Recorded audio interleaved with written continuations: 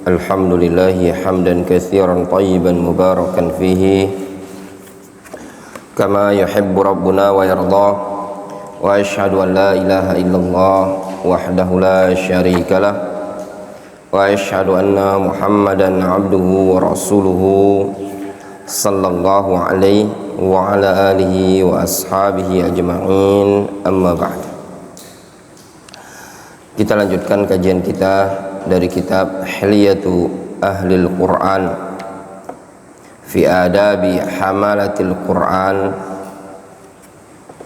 Kajian ini wajib diikuti oleh semua santri, baik santri takhassus ikhwan ataupun santri tahfidzul Quran dan juga santri takhassus akhwat.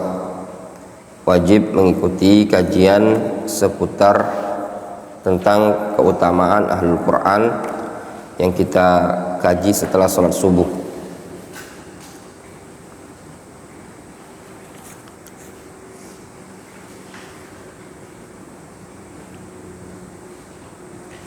Kita lanjutkan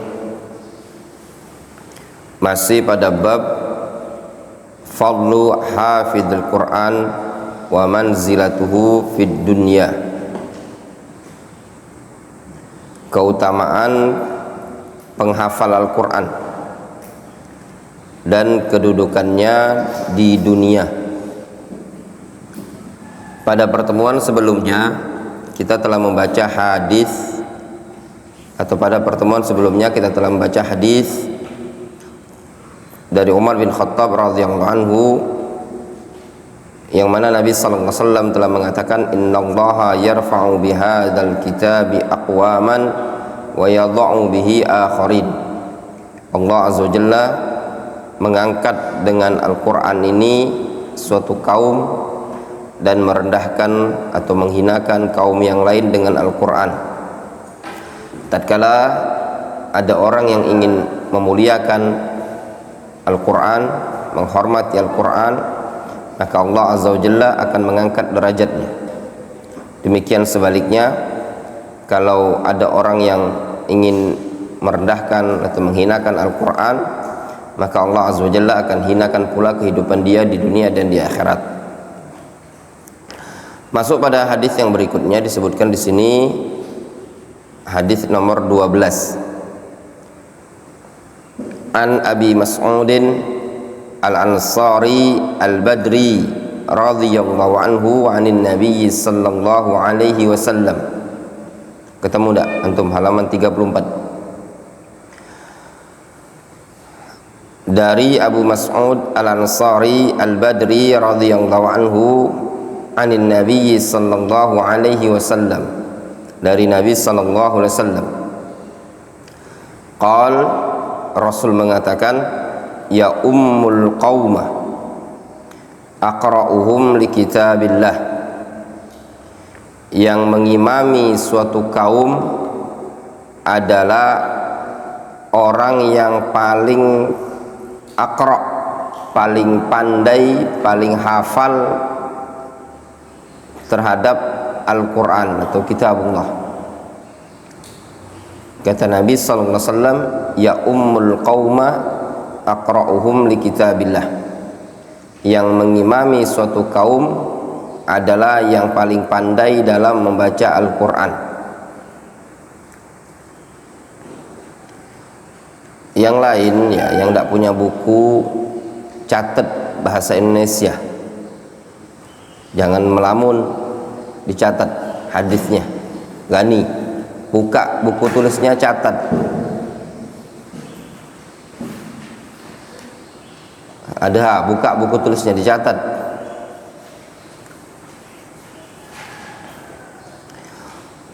Kita baca keterangan yang disebutkan di sini, ya ummul qaumah fis salah, mengimami suatu kaum. Ngimami kapan? Ngimami ketika sholat. Wa huwa khabarun bi ma'nal amr. Ini disebut, ini adalah lafaz khabar yang bermakna perintah. Apa istilah lain khalifah? Lafaz khabar bermakna amr, Apa istilahnya dalam ilmu usul fikih? Disebut dengan apa?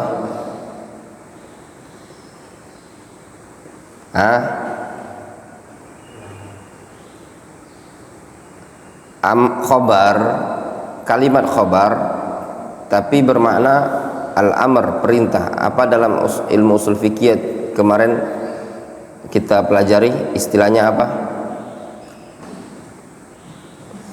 Abdul Razak.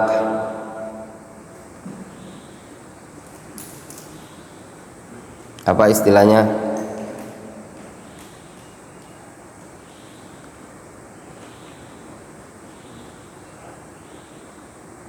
Wandi.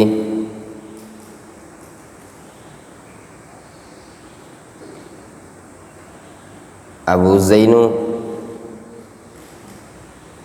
Khabar bermakna al-amr. Apa istilahnya?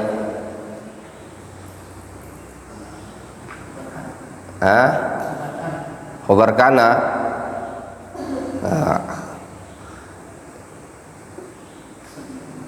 Afan, apa istilahnya?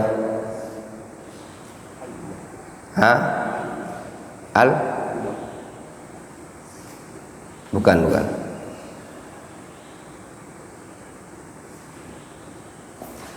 Faiz, apa istilahnya? Amri.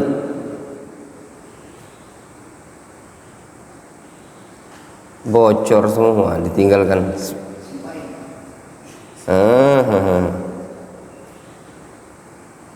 Apa?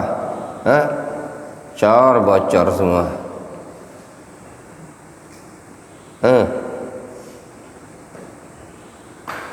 Disebut dengan apa istilahnya?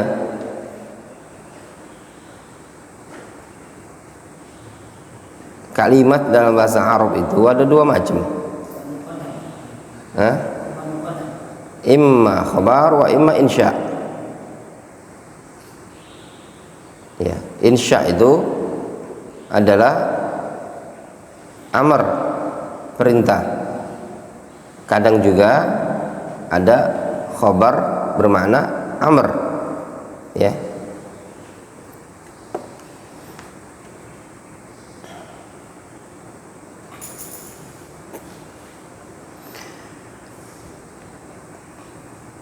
Wa huwa khabarun bi ma'nal amr. Atau istilah lain khabar bi ma'nal insya. Aqra'uhum ay aktsaruhum qira'atan. Makna lafaz aqra'uhum adalah aktsaruhum qira'atan, yang paling banyak bacaannya.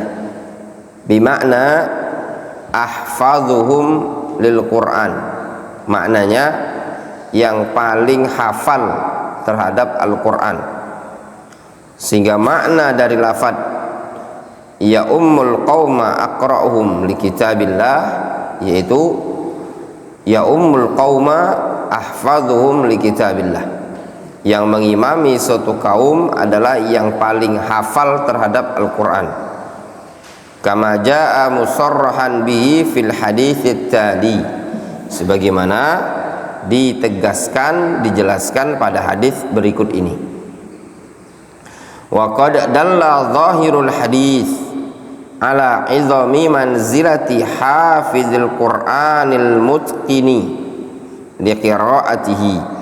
Sungguh zahir hadis ini menunjukkan akan agungnya kedudukan penghafal Al-Qur'an yang mutqin pada bacaannya.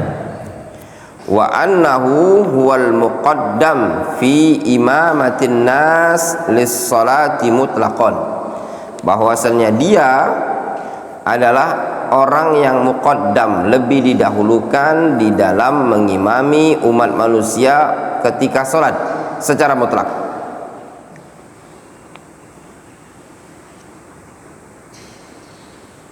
Jelas?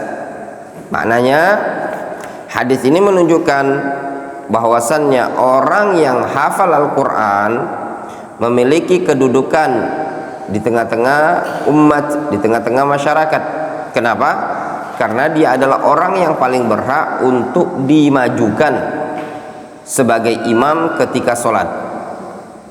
Berdasarkan hadis Nabi sallallahu alaihi wasallam, Rasul mengatakan, ya ummul qauma aqra'uhum li kitabillah.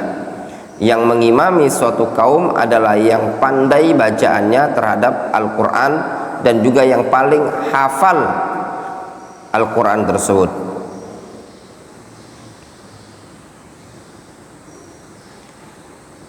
Dengan ketentuan juga ya ikhwan, apabila orang tersebut mengerti apa yang dibutuhkan dari perkara-perkara sholat tersebut, dari fikih-fikih sholat. Nah, dalam artian bukan semata-mata dia hafal Al-Quran saja, namun dia juga ngerti tentang fikih sholat. Sehingga kalau seandainya ada orang yang hafal Al-Quran, hafid, mutqin, namun ternyata tidak mengerti tentang ahkamus shalah, maka orang ini tidak bisa dimajukan. Kenapa?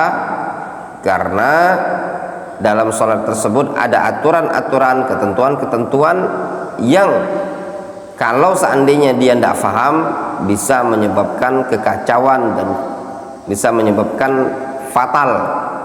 Contoh misalkan dia tidak ngerti ketika dia salah bahwasanya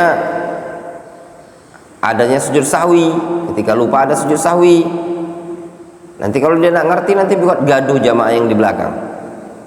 Demikian juga misalkan dia tidak ngerti yang namanya al-fathu al-imam, diingatkan oleh imam, diingatkan oleh jamaah ketika imam keliru bacaannya atau lupa, dia tidak ngerti masalah seperti ini tadi ya, atau hal-hal yang semisalnya. Sehingga dituntut juga bagi antum yang menghafal Al-Quran, antum juga harus belajar fikih salat, supaya ketika antum mengimami, antum punya ilmu ya. Antum bisa sholat dari takbir sampai salam tersebut di atas ilmu, di atas sunnah Nabi sallallahu alaihi wasallam. Wakil, namun ada pendapat lain yang mengatakan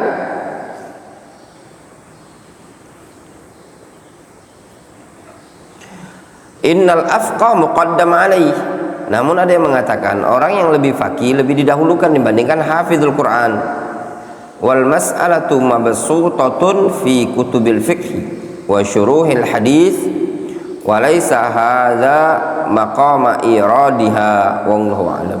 Masalah yang seperti ini terpaparkan di kitab-kitab fikih dan syarah-syarah hadis, dan bukan di sini tempat untuk membawakannya. Jelas ya? Ini jelas sekali hadis yang disebutkan oleh beliau. Atau cukup satu hadis dulu ya, satu hadis dulu untuk murojaah dulu, dihafalkan ya, sedikit-sedikit. Mungkin cukup dulu sampai sini. Naktafi bihadzal qadar.